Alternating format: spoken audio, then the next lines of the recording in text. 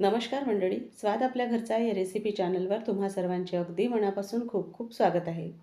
आज आपण नाश्त्याचा एक बीटपासून अनोखा पदार्थ तयार करणार आहोत. बीट म्हटलं की बघा, लहान मुलंच नाही तर मोठी मंडळीसुद्धा नाक मुरडतात खायसाठी. पण त्यांना जर तुम्हाला खाऊ घालायचं असेल तर नाश्त्याचा हा अनोखा पदार्थ त्यांना नक्कीच करून खाऊ घाला. अगदी लहान मंडळीच नाही हो, तर मोठी मंडळीसुद्धा तुम्हाला पुन्हा पुन्हा करायला लावतील, इतका हा चवीला टेस्टी लागणारा नाश्ता आहे आणि झटपट होणार आहे. चला तर मग रेसिपीला सुरुवात करूया. आणि हो, रेसिपी जर आवडली तर एक लाईक करून चॅनललाही सबस्क्राईब करायला विसरू नका. तर आता इथे आपला नाश्ता तयार करण्यासाठी एक बीट मी घेतलेला आहे मध्यम आकाराचं.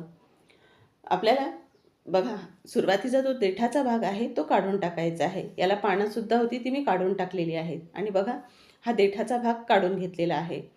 तर आता आपण काय करणार आहोत, सुरुवातीला याची पूर्ण साल काढून घेणार आहोत. आणि पूर्ण साल काढून घेतल्यानंतर आपल्याला बीट कट करून घ्यायचं आहे. तसं तर बघा, आपण बऱ्याचदा मुलांना बीटपासून पराठे किंवा इतर नाश्त्याचे पदार्थ खाऊ घालतो, पण तरीही ते मुलांना फारसे आवडत नाहीत. पण आजचा हा जो आपण नाश्ता तयार करणार आहोत ना, अगदी मिटक्या मारत खातील मुलं आणि मोठी मंडळीसुद्धा. तर आता बघा, बीटची साल काढून घेतलेली आहे आणि आता बीट आपण कट करून घेणार आहोत. बीट हे कडक असल्यामुळे आपल्याला बघा, मिक्सरमध्ये बारीक करण्याच्या आधी ते असे छोटे छोटे याचे तुकडे करून घ्यायचे आहेत. तर आता काय करायचं, हे छोटे तुकडे करून घेतलेले आहेत. मिक्सरचं एक छोटं भांडं घेतलेलं आहे. त्यामध्ये जितके आपले बीट बसेल, तुकडे बीटचे तेवढे आपल्याला घालून घ्यायचे आहेत. पण इथे पूर्णच बीट बसलेलं आहे. तर आता आपल्याला बघा काय करायचं आहे, यामध्ये सुरुवातीला पाणी अजिबात घालायचं नाही. पाणी जर घातलं तर मग तुकडे छोटे मोठे राहतात. पण सुरुवातीला आधी पूर्ण बीट बारीक करून घ्यायचं. बघा, पूर्ण बारीक करून झालेलं आहे, पण आपल्याला बीटचा रस लागणार आहे. त्यासाठी आपल्याला यामध्ये पाणी घालायचं आहे. तर इथे आता आपण पाणी घालून घेणार आहोत. जवळपास 1 वाटीच्या जवळपास पाणी घातलेलं आहे मी. आणि परत आपण हे बारीक करून घेणार आहोत. तर इथे बघू शकता, हे छान असं बारीक झालेलं आहे. तर मी जसं सांगितलं, आधी बीटचे आपल्याला काप करून घ्यायचे आणि नंतरच मग आपल्याला बीट बारीक करायचं आहे. त्यामुळे मिक्सरही मग आपलं जाम होणार नाही. तर आता इथे बघा, आपण जे बीट मिक्सरला फिरवून घेतलेलं होतं, तर ते आपण एका चाळणीमध्ये घालून घेतलेलं आहे. आणि परत मिक्सरच्या भांड्यामध्ये थोडं पाणी घातलेलं आहे. तर आता हे पूर्ण आपण जो बीटपासून एक ज्यूस तयार करणार आहोत, जो रस तयार करणार आहोत, तो पूर्ण आपल्याला या जो बीटचा चोथा आहे त्यामधून काढून घ्यायचा आहे. तर मी झाकणालाही थोडं लागलेलं होतं बीटचं, तर ते सुद्धा पाण्याने स्वच्छ धुवून घेतलेलं आहे. आणि एक चमचा घेऊन व्यवस्थित आपल्याला पूर्ण जो हा चोथा आहे तो व्यवस्थित पिळून घ्यायचा आहे आणि त्यामधला जो बीटचा रस आहे तो काढून घ्यायचा आहे. चमच्याने असं व्यवस्थित प्रेस करून घेतल्यानंतर अगदी रस चाळणीतून खाली पडतो आणि वरच चोथा राहतो बीटचा. तर इथे थोडाफार पाण्याचाही तुम्ही वापर करू शकता. तर आता हा जो चोथा राहिलेला आहे, तुम्ही पराठ्यामध्ये वापरू शकता किंवा तसाही मग तुम्ही सलादमध्ये वापरू शकता. तर बघा, आता इथे हा आपला रस निघालेला आहे बीटपासून. तर आता आपल्याला आपला जो नाश्ता आहे तो तयार करायला घ्यायचा आहे. तर आता आपण पुढची तयारी करूया. तर आता इथे एक पॅन घेतलेला आहे मी. त्यामध्ये आपल्याला हा जो बीटचा आपण रस काढून घेतलेला आहे, हा वाटीने मोजून घ्यायचा आहे. तर रोजच्या वापरातली वाटी आपल्याला घेऊन हा जो बीटचा आपण रस काढलेला आहे तो 2 वाट्या या भांड्यामध्ये घालून घ्यायचा आहे. तर इथे बघू शकता, मी 1 वाटी घातलेला आहे रस आणि परत दुसरी वाटी. तर आता बघा, आपण बरोबर इथे 1 ते 1.5 वाटी पाणी वापरलेलं होतं आणि बघा 2 वाट्या आपला बरोबर रस इथे निघालेला आहे.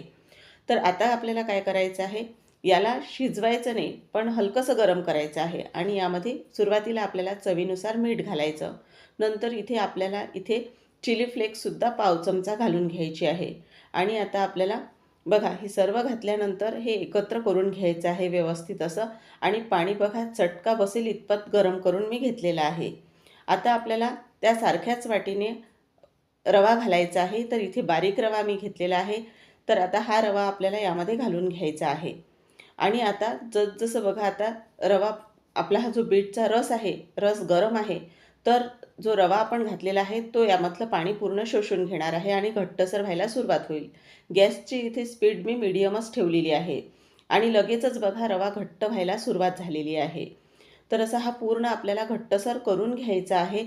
आणि इथे बघता बघता तुम्ही इथे रवा बघू शकता, छान असा घट्टसर व्हायला सुरुवात झालेली आहे. तर अजूनही थोडा घट्ट आपल्याला करून घ्यायचा आहे. आणि इथे बघू शकता, आता आपल्याला जसा रवा पाहिजे तसा रवा तयार झालेला आहे, घट्टसर असा. आणि हा तयार झालेला गोळा बघू शकता इथे आता भांड्यापासून वेगळा व्हायला सुरुवात झालेली आहे. तर आता आपण हा एका ताटामध्ये काढून घेणार आहोत. तर इथे बघू शकता आपल्याला जो रवा आहे तो एका पसरट अशा भांड्यात काढून घ्यायचा आहे. तर मी असं एक ताट घेतलेलं आहे, त्यामध्ये काढून घेणार आहे. आणि आता यावर फक्त चमचाभर तेल घालायचं आहे, कारण आपल्याला हलकासा फक्त हा व्यवस्थित मळून घ्यायचा आहे, म्हणजे हाताला चिकटू नये यासाठी आपण तेल घातलेलं आहे. कारण गोळा अजून खूप गरम आहे, तर आपण फक्त हलकासा हा मळून घेतलेला आहे. आणि आता याचे आपल्याला गोळे तयार करायचे आहेत गरम असतानाच.